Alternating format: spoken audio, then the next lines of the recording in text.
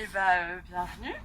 Merci de venir nous voir en ce dimanche-là sur l'île Saint-Denis, dans le quartier sud. Je fais partie de l'association ICI, qui veut dire Initiative Construite de l'île Saint-Denis. Je m'appelle Hélène. On est un groupe de 8 copains qui se sont rencontrés en école d'architecture. Il y a de ça 6 ou 7 ans maintenant. On travaille maintenant depuis 4 ans sur le territoire de l'île Saint-Denis via cette association-là qu'on a créée à la suite de notre diplôme de fin d'études en architecture. Voilà. Donc depuis 4 ans, on mène différents projets sur ce quartier et le pavillon en chantier, le lieu où on est, fait partie des grosses actions qu'on essaye de mettre en place avec les autres associations et habitants. Du coup, si ça vous va, je vais juste vous expliquer un peu comment on est arrivé là, et puis ensuite exactement ce qui se passe dans ce quartier et ce que c'est que ce lieu. Nous, on est du coup un groupe de 8 étudiants, 8 copains. On avait fait notre diplôme sur l'île Saint-Denis autour des ressources locales, un peu non considérées dans la fabrique de la ville, même si c'est des choses qui changent de plus en plus, puisqu'il y a pas mal de gens qui se battent pour que ce soit pris en compte. Et donc on avait fait pendant notre diplôme un inventaire des ressources telles que les compétences habitantes, telles que les chutes de matériaux des entreprises à proximité, donc de la ressource qu'on pouvait récupérer dans l'idée un peu de réemploi. C'était les lieux aussi qui étaient ressources, donc des lieux un peu marge du possible, des espaces de liberté dont l'occupation était un peu floue. Et à partir de tout ça, on avait du coup essayé de réfléchir à une mécanique pour que les habitants puissent avoir une appropriation de leur quartier, mais surtout pouvoir intervenir directement sur leur cadre de vie et le devenir de leur environnement à partir de toutes ces ressources-là. Et du coup, c'est un diplôme qu'on avait mené donc, sur toute l'île. On est sur une commune insulaire, mais c'est vrai qu'on avait on s'était attardé particulièrement sur le quartier sud, le quartier où on est. Pour plusieurs raisons, mais notamment parce que pendant notre diplôme, on s'était baladé du coup sur l'île avec une charrette à thé qui illustrait un petit peu justement ce processus de pouvoir faire avec les ressources locales. Donc voilà, avec un élément qu'on avait fait à partir de réemploi, avec une recette de thé à la menthe d'une habitante de l'île, et puis on allait rencontrer plusieurs habitants. Et c'est vrai que dans le quartier sud, il y avait un sentiment d'abandon très fort. C'était vraiment quelque chose qui ressortait pratiquement dans toutes les rencontres qu'on avait, du fait qu'il soit très éloigné du centre-ville. On est un peu nombreux là pour rentrer dans l'espace d'exposition, mais je vous inviterai après à regarder. Il y a une maquette de l'île qui est accrochée du coup sur le mur, donc vous voyez un peu cette espèce de grande banane. Et nous du coup on est vraiment à une extrémité. Cette banane-là et le centre-ville est au centre de la banane. Mais en fait, du coup, pour aller marcher jusqu'au centre-ville, on longe l'eau, donc ça pourrait être très agréable, mais ça l'est pas pour le moment. C'est plutôt un axe routier assez important. Voilà, vous avez dû venir par là. Et donc, il y avait une idée d'isolement par rapport au centre-ville, par rapport aux services publics et par rapport aux activités qui y sont proposées, en étant finalement plus proche de Gennevilliers ou de Saint-Ouen, mais sans avoir forcément droit d'avoir accès, que ce soit au terrain sportif, etc. Et puis on est dans un quartier qui se nomme Cité. On est dans un quartier avec beaucoup de logements sociaux. Il y a plus de 90% de logements sociaux. Il y a plusieurs résidences ici. Là, on est dans la résidence Marcel Cachin, pardon, donc qui se rassemble autour de l'école, donc devant laquelle vous venez de passer. Ensuite, il y a la résidence Marcel Paul, donc les habitants de Marcel Cachin vont dire nous on n'habite surtout pas à Marcel Paul, parce que Marcel Paul c'est les 3 grandes tours que vous avez pu voir un peu de loin, qui sont appelées les 3 seringues. Donc c'est quand même un lieu où voilà, il y a beaucoup de trafic de drogue, où il y a aussi de l'insalubrité dans les logements, du fait aussi d'un bailleur qui s'est un peu aussi détaché de ses responsabilités là-dessus. Et puis on a ensuite une 3e résidence qui est l'Entre-deux-Rives. Vous avez dû la longer aussi ou passer tout près, c'est des logements beaucoup plus récents, on le voit tout de suite. Et donc du coup c'est aussi une autre population, ce sont des gens qui sont arrivés il y a 4 ans, donc à peu près en même temps que quand nous on est arrivés en fait sur l'île, et qui arrivent aussi avec une démarche en tout cas de relancer le quartier, de changer, etc. Donc voilà, donc on est dans un quartier un peu avec ce pour vous donner un petit peu le contexte dans lequel on est. Et donc nous, c'était beaucoup intéressé à ce quartier pour cette idée des habitants qui disaient mais nous, il n'y a plus rien à faire, on s'occupe plus de nous, on est abandonnés. On s'est dit on a envie de pouvoir prolonger ce qu'on a mis en place dans le diplôme pour pouvoir se mettre à disposition de ce quartier-là et de ses habitants. Et donc on a créé l'association ici à ce moment-là. On savait pas trop ce qu'on allait faire encore. Et puis on a eu plusieurs petites actions sous forme de petits chantiers dans l'idée de mettre en réseau les habitants et les ressources. Et puis assez vite, en fait, ce quartier est rentré dans le nouveau programme de rénovation urbaine. Donc je sais pas si tout le monde voit ce que c'est, mais voilà, un énorme programme qui concerne l'échelle nationale. Donc il y a 200 quartiers qui ont été considérés comme prioritaires pour être rénovés. Donc ce sont des quartiers sensibles. Et donc voilà, il y a une somme de l'État et puis toute une équipe, c'est une grosse machine sur 10 ans ou plus qui va travailler sur la rénovation d'un quartier. Et donc dans ce programme-là, il y a un intérêt quand même qui est marqué pour la concertation des habitants. Et nous, du coup, c'est un peu là-dedans qu'on s'est dit, on a envie de bosser là-dessus, sur la co-construction en fait. Et donc depuis 4 ans, c'est avec cette optique-là qu'on est dans le quartier. Donc avec plein de hauts et plein de bas, parce que nous on s'est formé aussi sur le terrain en découvrant au fur et à mesure ce que c'était que la rénovation urbaine, comment ça fonctionnait. Et donc on a mis en place il y a 3 ans, quand on est arrivé, une petite permanence de quartier. Donc on était là, il y avait 2 d'entre nous qui étaient là 2 jours par semaine dans un local mis à disposition par le bailleur un peu plus loin, dans la résidence Marcel Cachin. Et l'idée c'était déjà de continuer ce qu'on avait fait pendant le diplôme et puis de commencer à aussi mettre en place des outils pour essayer de réfléchir à un langage commun en fait entre les futures équipes urbaines, les techniciens, les habitants, voilà. Donc il y a eu pas mal d'outils qu'on a testés, certains qui ont fonctionné, d'autres qui n'ont pas fonctionné. Donc il y en a quelques-uns qui sont sur la table, d'autres dans l'espace d'exposition que vous verrez. Donc il y avait l'album de la rénovation urbaine. Donc l'idée c'était déjà de pouvoir mettre un visage en fait, sur le principe du photomaton. Donc il est accroché dans l'espace d'expo. De pouvoir mettre un visage sur qui est à la ville, qui est élu de quoi, qui est le technicien, qui est la personne qui finance, etc. De pouvoir mettre un visage et un nom. Et également dans l'autre sens pour les techniciens sur des habitants et des associations. Il y a des fanzines ensuite qui ont été mis en place. Donc du coup c'est vraiment les petits feux que vous voyez là. Assez vite on s'est rendu compte qu'en fait pour pouvoir s'adresser aux habitants du quartier, là c'était une communication qui est très, très complexe. Et une des choses qui a le plus marché c'est l'illustration. Donc en fait c'est quelque chose qu'on a développé pas mal depuis 3 ans et on se rend compte que ça touche autant les enfants que les adultes et que habitants comme techniciens en fait. C'est à la fois un médium qui paraît assez simple et en même temps nous qui nous permet de passer pas mal aussi d'idées un peu subversives. Et puis on trouve aussi que ça s'adresse. Alors dans le quartier il y a pas mal de gens qui parlent pas français. Il y a aussi des gens qui parlent français mais qui lisent pas le français. Donc voilà, il y avait aussi l'idée de pouvoir rendre les choses assez visuelles et voilà, assez accessibles. Donc il y a un travail de maquette aussi sur le quartier. Et puis il y a eu plusieurs formats en fait de notre présence. Une des choses qui est ressortie par exemple, c'était au début, et qu'évidemment c'était très dur de fédérer les habitants autour de tables rondes ou de rencontres. Ça, on avait vite compris que c'était un format qui marchait pas pour les questionner sur leurs envies et le devenir du quartier. Et une des choses qui est ressortie, c'était qu'en fait, ils se connaissaient plus. Et voilà, donc il y avait cette idée d'abandon, il y a cette idée que c'était un quartier où ils avaient l'impression de plus être fédérés, proches, qu'il n'y avait même plus de fête de voisins. Et donc on s'est dit, en fait, le premier truc, c'est peut-être de faire une fête de quartier. Et puis de voir un petit peu, est-ce qu'il y a un sentiment d'appartenance à un quartier ? Est-ce qu'il y a une culture du quartier ? Et du coup, est-ce que ce qu'on fait, ça a du sens aussi ? Et donc, ça a donné lieu à la Fête des Lumières. Donc là, ce fameux fanzine, justement, c'était sur la première Fête des Lumières, et qui est du coup une fête de quartier en hiver. L'idée, c'était de pas attendre juin, la fête des voisins officielle, pour faire la fête. Et puis de se dire aussi qu'en hiver, c'est le moment où le quartier est le plus morne, c'est le moment où les gens sont aussi les plus seuls. Et c'est le moment aussi où il y a des sentiments parfois d'insécurité dans le quartier. Donc l'idée c'était comment par le biais de la lumière, en parlant de toute cette tradition de la fête à la bougie ou à la lanterne qu'on peut faire en hiver, on pouvait avoir un autre regard sur le quartier, refaire une balade tous ensemble des différentes résidences, et puis peut-être mettre en lumière des espaces sombres. Voilà. Et Et ça s'est fait avec des ateliers en amont à l'école. On s'est rendu compte qu'en fait, en communication, un des principaux vecteurs, c'était les enfants, ici dans le quartier. C'est pas le seul quartier, il y a beaucoup de quartiers qui fonctionnent comme ça. Mais là, c'est vrai que c'est parfois très dur d'arriver à fournir l'information aux parents quand ça passe par les enfants. C'est un jus de tonnerre.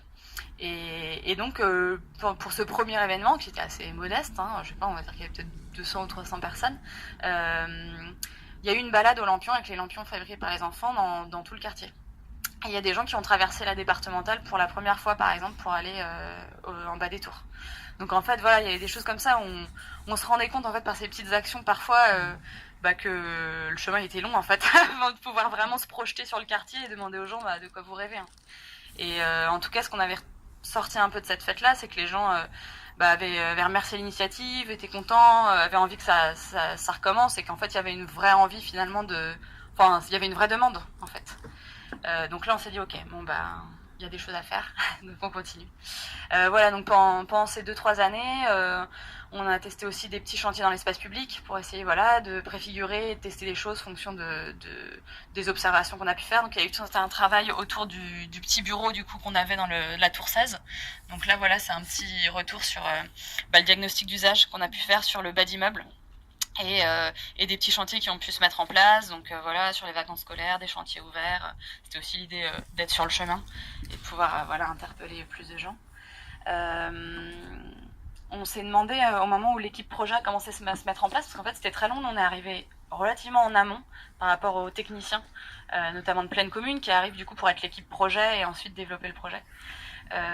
Et donc ça a mis beaucoup de temps avant de se mettre en place. D'ailleurs, vous verrez sur l'album de famille, j'espère que ça y est encore, mais on a mis sur le côté, j'espère qu'elles y sont toujours, les photos de tous les gens qui sont plus là.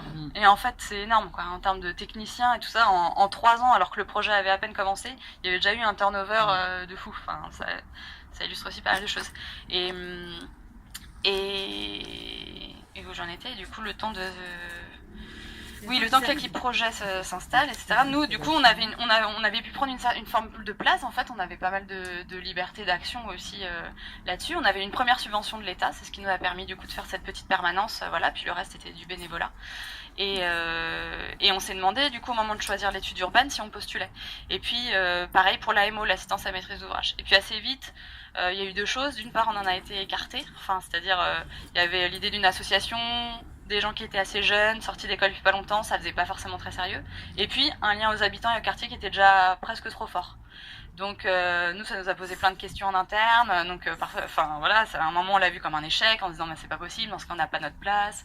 Toute cette idée de la co-construction qu'on avait l'impression de tisser sur du long terme, en se disant, mais en fait, là, du coup, c'est parfait. Enfin, qu'est-ce qu'ils peuvent chercher de plus? C'est-à-dire des gens qui sont là depuis 3 ans, qui ont testé des outils, qui ont déjà des contacts et qui pourraient travailler sur la co-construction. Puis en fait, il y avait quand même l'idée de cases quand même et d'enveloppes qui sont pensées de manière assez parfois déconnectée, et sur l'idée que du coup l'AMO il intervenait à une étape d'atelier de concertation, mais il n'était pas forcément sur toute la durée, et donc du coup ça pouvait très bien être un intervenant extérieur. Enfin voilà, donc il y a eu plein de choses où on s'est vraiment demandé, du coup est-ce que c'est encore un intérêt qu'on continue?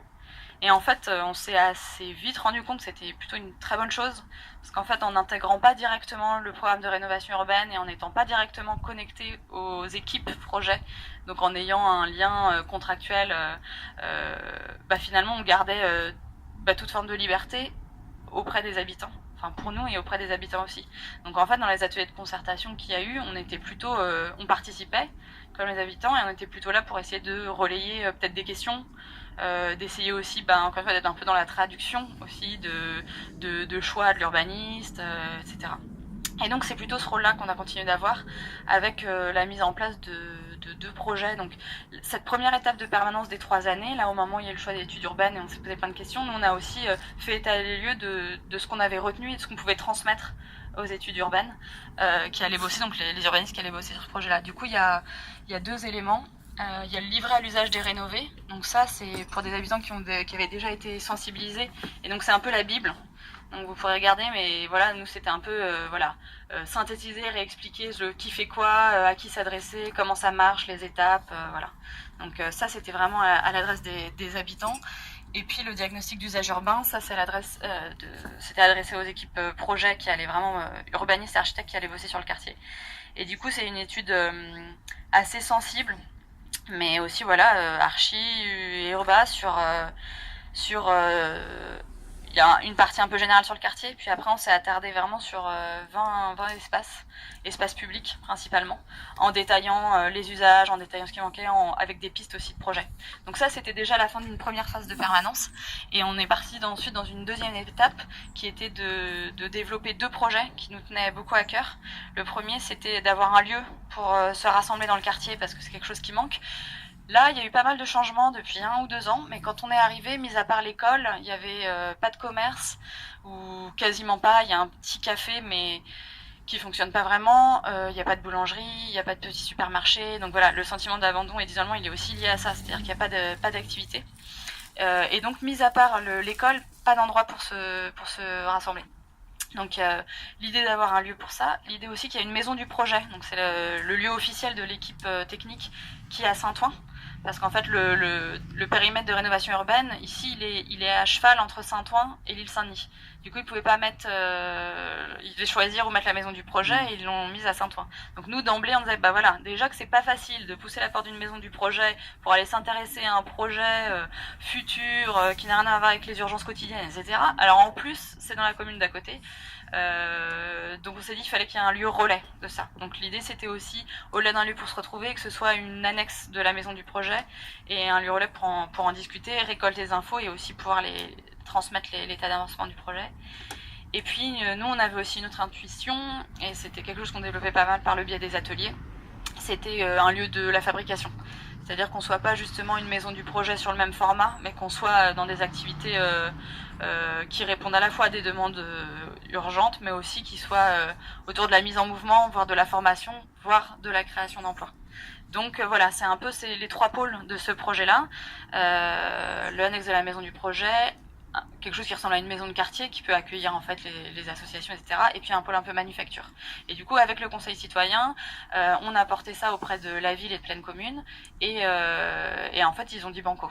Donc voilà, donc là, on a eu quand même la chance, ça a été long, ça n'a pas été tout de suite, mais voilà, la ville a fait confiance et a mis à disposition cet espace-ci, du coup, qui était un des espaces qu'on avait repéré en friche et qui appartient à la ville. Qui devait être utilisé normalement pour faire l'agrandissement de l'école, et puis le projet ayant changé pour être en surélévation, il y avait un temps de latence en fait. Donc l'opportunité de faire quelque chose. Très vite dans l'équation, le maire de la commune de l'île Saint-Denis nous a dit voilà, ce lieu-là il peut être mis à disposition pour en faire un lieu de quartier. Et dans les premiers habitants de ce lieu, il y a aussi un groupe, un peu le groupe des grands frères du quartier. Donc ils sont constitués en association depuis, ils s'appellent les voisins. Et ils avaient créé dans un petit lieu construit en palettes sur un square du quartier un espace pour se retrouver entre eux. Donc c'est un réseau de 35-40 gars entre 25 et 35 ans qui sont nés dans le quartier. Certains y habitent encore, d'autres non. Mais voilà, c'est besoin de regarder des matchs de foot, de fumer la chicha, de jouer aux cartes, voilà. Et puis le maire leur a dit bon bah super initiative. C'est pour ça qu'il y a quand même il y a eu un positionnement du maire à ce moment-là qui était plutôt assez chouette, de dire de saluer plutôt l'idée de se bouger plutôt que de dénoncer le fait que c'était pas possible de privatiser un espace public, mais en disant voilà, vous pouvez pas rester là. Et donc ça arrivait en même temps que nous, notre proposition de projet avec le conseil citoyen. Et du coup dès le départ en fait, quand on a investi ce lieu là et qu'on a commencé à rentrer en chantier, il y avait aussi l'occupation du coup de ses grands frères. Donc c'est quelque chose qui continue aujourd'hui, qui est très complexe, qui est super intéressant et qui est indispensable aussi à une possible réussite de ce projet ou de ce lieu. Et ça fait aussi que ça lui donne, je pense, une forme de légitimité, parce que dès le début, en fait, il y a eu comme une mise en veille en fait par ses grands frères, et on a eu par exemple on a passé, je sais pas, peut-être 6 mois sans avoir de clé, parce qu'on avait eu quelques cambriolages au tout début. Et puis du coup, les grands frères ont fait passer le mot en disant non, c'est un lieu de quartier, c'est pas possible en fait. On protège ce lieu-là, et en fait, après on n'a pas réparé les serrures pendant un temps parce qu'on n'avait pas de budget, parce que en passant par la ville c'était trop long. Et du coup, on a pu avoir pendant à peu près 6 mois le lieu sans serrure. Et puis la télé des voisins, elle restait là. Et puis voilà, comme ils nous disaient déjà quand ils avaient le petit espace, mais de toute façon, qui va nous voler la télé, les voleurs c'est nous. Enfin voilà, il y avait un espèce de truc. Enfin voilà, Bon, et du coup, ce lieu-là, il se construit comme ça. Donc là, ça fait à peu près 1 an et demi qu'on a ouvert les portes du lieu. Il y a des photos du coup de comment c'était avant. C'était en friche, il y avait des déchets un peu partout, c'était muré. Donc première étape, c'était déjà redécouvrir le bâtiment. Et puis là, maintenant, on peut se passer un peu plus de temps à penser chaque espace et puis à accueillir des activités. Donc ça se fait petit à petit. Il y a du soutien scolaire qui se fait. Il y a un projet de ludothèque qui a germé ici et puis maintenant qui va être replacé dans un local du bailleur. Il y a du coup l'activité des voisins qui ont un snack le soir, qui ont projeté les matchs de foot au moment de la Coupe du Monde. Il y a les compagnons bâtisseurs qui interviennent dans le quartier avec qui on est partenaire justement pour la formation autour de la fabrication et notamment essayer de travailler sur l'autorénovation des logements dans le cadre de ce gros projet de rénovation urbaine avec les habitants. Et donc la naissance cet été de l'atelier bois, donc on pourra aller visiter tout à l'heure, un lieu de fabrication avec des formations cours du soir qui commenceront à partir de janvier. Voilà, puis c'est un lieu du coup de réunion publique, de réunion d'associations. Voilà, ça peut être autant des événements de maisons de quartier, Halloween, etc. qui ont été fêtés, des temps de repas, beaucoup. Et puis voilà, des activités qui vont commencer à continuer, à prolonger, bientôt un hammam de quartier qu'on expérimentera dans une petite caravane à hammam. Donc voilà, l'idée c'est qu'au-delà d'une maison de quartier, c'est un lieu où on expérimente des usages et on essaie de laisser germer des initiatives habitantes et de voir comment on peut aussi les accompagner pour peut-être les réinjecter dans le quartier dans le cadre de ce projet en fait.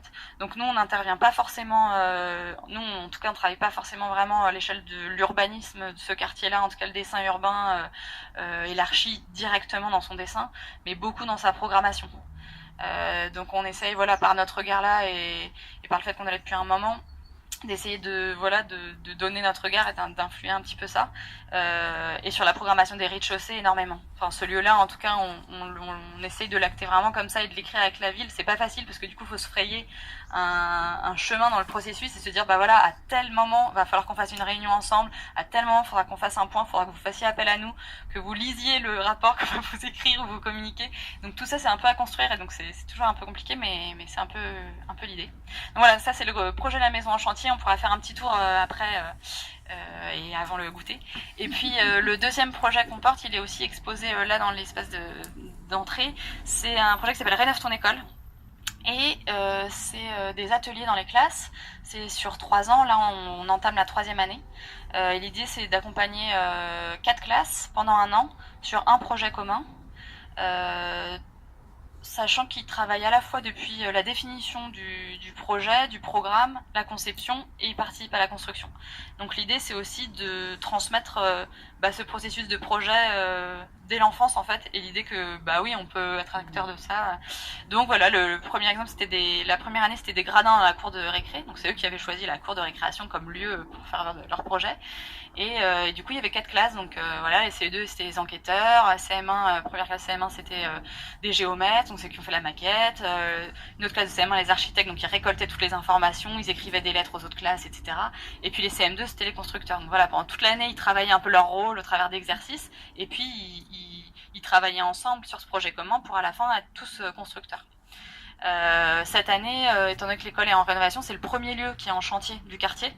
Donc voilà, l'idée c'était aussi de pouvoir en parler, de se dire qu'est-ce que c'est qu'un chantier, pourquoi des nuisances, pourquoi. Enfin, donc c'était aussi d'utiliser cette première rénovation. Pour en discuter avec les enfants et de travailler sur l'aménagement de la bibliothèque. Donc en fait, il n'y avait pas encore d'aménagement intérieur prévu pour la bibliothèque au début de l'année dernière. Et donc les enfants ont travaillé sur le thème du volcan. Donc vous verrez la maquette. Et donc voilà, ils ont construit une partie du mobilier. Le reste, c'est nous qui l'avons construit. La bibliothèque n'est pas encore installée, mais normalement, on croise les doigts pour que ce soit fait pour décembre, janvier. Voilà. Donc ça, c'est un peu les deux projets qu'on mène et on a l'impression en tout cas que c'est assez complémentaire. En tout cas, on l'espère. Et puis voilà, pour ce qui est de ce lieu, en tout cas, on ne sait pas combien de temps il vivra, on ne sait pas si dans 2 ans c'est fini, s'il durera 10 ans ou s'il se transformera en autre chose. Pour l'instant, c'est très incertain. Mais l'idée en tout cas c'est vraiment de profiter de ce temps-là et du fait qu'on est toujours entre les lignes, c'est-à-dire que voilà, là par exemple on n'est pas encore ERP, on n'est pas un établissement recevant du public, donc quel bien on utilise, on crée une asso, puis en fait de créer une asso ça va nous permettre quand même de fédérer des gens, de rassembler des gens en disant maintenant vous faites partie d'une asso, on se retrouve à aller tous les mois, enfin, et donc du coup voilà, on est toujours un peu à la limite aussi du légal, donc c'est toujours très compliqué. Mais ça nous permet aussi de faire émerger plein de choses pendant que le gros projet est en train d'être dessiné. Et puis on espère qu'on arrivera à rendre ça assez pour eux. Voilà.